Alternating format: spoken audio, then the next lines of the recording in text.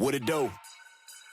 Oh, Toby, what's up, baby? on God, Toby Bryant. I got the Me, I'm juice. Paul Wall On Frazier. God, Nell, I what it got the do? juice. Sam Cannell.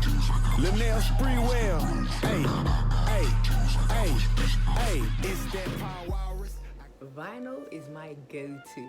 I love vinyl. Vinyl is like Frank's Red Hot Sauce to me. I put that ish on everything. And you're going to see that in literally every single one, almost, well, all of them. Yeah, basically, you're going to basically see it in almost every single design of every single video that you see, that you're going to see moving forward. After this video, every single thing will pretty much have some form of vinyl in it. I love vinyl.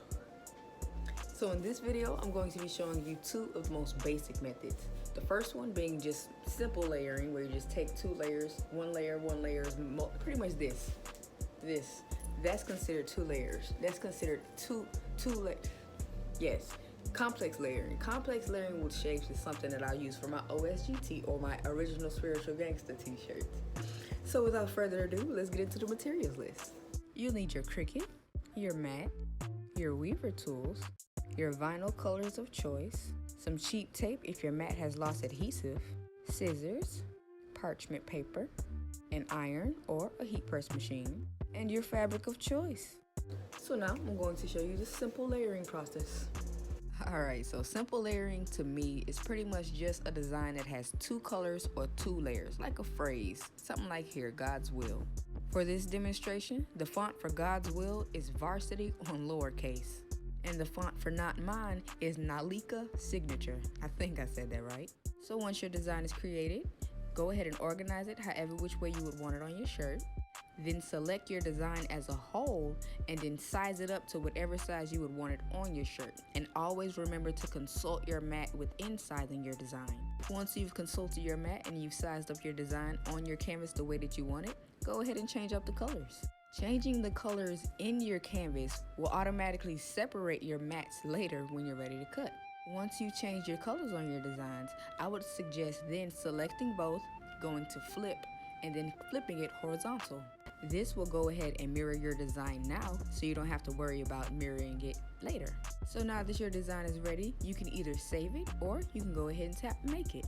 And this is how Cricut will separate your mats for you. So now the only thing you have to worry about is ensuring that you have the right vinyl color on the mat before it cuts. The setting that I use on my Cricut Air is Iron On Plus for my vinyl. So once your design is cut, grab your weaver tool and weave it out. Now, before you heat press, center your designs on your shirt how you would want them to be. Once satisfied, take off the second layer and leave the first layer. Now grab your parchment paper and start ironing.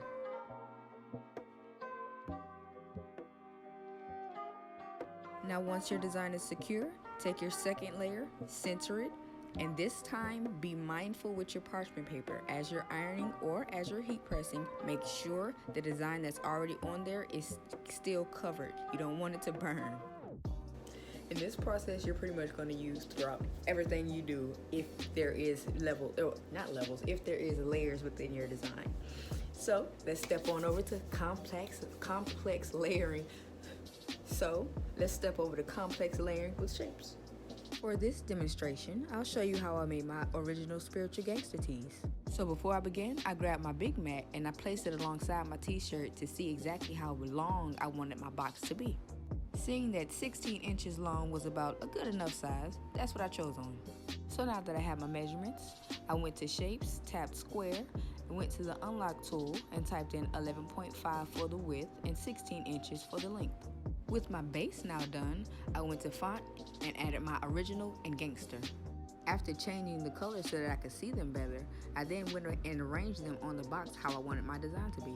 Once aligned, I grabbed another square, unlocked it, changed the color to white, and then I resized it at the center of the box. With everything now in place, I went and selected each one by one, both the box and the fonts, and then sliced them. Once sliced, I took the box away from the words and the cutouts, and then I selected all of the cutouts and deleted them. Now all I had was my design box. Then I went back to fonts, typed in spiritual, changed its color, resized it, and then went back to font and did the same for Galatians. And during this demonstration, I forgot to mirror my design in the canvas. So here you'll see that in your cut screen, you can also tap there and mirror your design here. So therefore, you're still good and you're able to cut. So now that you are ready to cut, go ahead and repeat the same process. And as far as layering, the same goes. I put the box down first, then after the box was good, I centered my spiritual and my Galatians, mirrored, and then ironed them in, and voila. Now that we are done, let's head over to the mistakes. Certain issues that you may run across and that I hope you're able to avoid, or at least if you're taking this particular process. And I feel like, for one, for me, I've used iron on everything. I haven't used a heat press machine since I first started this journey. On everything I love, I have not. So everything that I do with an iron. So that for these particular mistakes, I personally feel may only come from using an iron because of the fact that there are unprotected layers when you are layering, even with the parchment paper. But even still, gosh dang, here we go. All right. So when you're heat pressing your design, ensure that you've left the heat on long enough for the vinyl to actually bond with the fabric, or else it'll end up looking like this. I mean, it's still easy to fix, of course, but still, you want to try to get it on the first run. The other thing you have to be mindful of when layering is burning your design.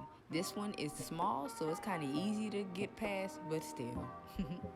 And that's everything, loves. So if you enjoyed this video, and if you are curious to understand different methods and other things that you can do with vinyl, such as with PIC SVG, or just with simply like with car decals or home decor or things like that, so all of these plethora of things, then look forward for the next videos. And that's all, folks. So if you love vinyl the way that I do, and if you love heat transfer vinyl within this particular aspect, then look for part 7. Yes, part 7. Part 7. Part 7 is where I'll show you how to use PIC SVG so that you can create designs like this. Now, if you want to learn how to use adhesive vinyl, like for stickers, car decals, etc., as far as stuff like that, then look for the next video coming up in part 6. And that's all, folks. So if you like the video, show me some love.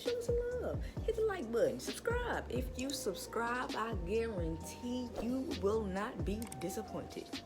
And that's all, folks. And once more, you ain't gotta share. Everybody always say like, comment, share. Look, do what thy will. All I ask, honestly, is just the like button if you liked it. And if you ain't like it, just go ahead about your business. It's all good with me, you feel what I'm saying? But that's all, folks. Y'all stay blessed, loves. Hey, it's that Paul Walrus. I got a lot of monikers. Fresh from Santa Monica, getting blowed like harmonicas. That smoke got me harmonious. I'm so gone like Monica, blowing backwoods only. The only papers is Houston Chronicles. A Hall of Fame hustler, voted unanimous and anonymous. But boys be acting animus, cause my presence is rather ominous. Not to mention my pockets are fat as an obese hippopotamus. I avoid hate like obstacles, talking down is so monotonous. Them boys couldn't see me through they oculus with binoculars. I'm still the people's champ.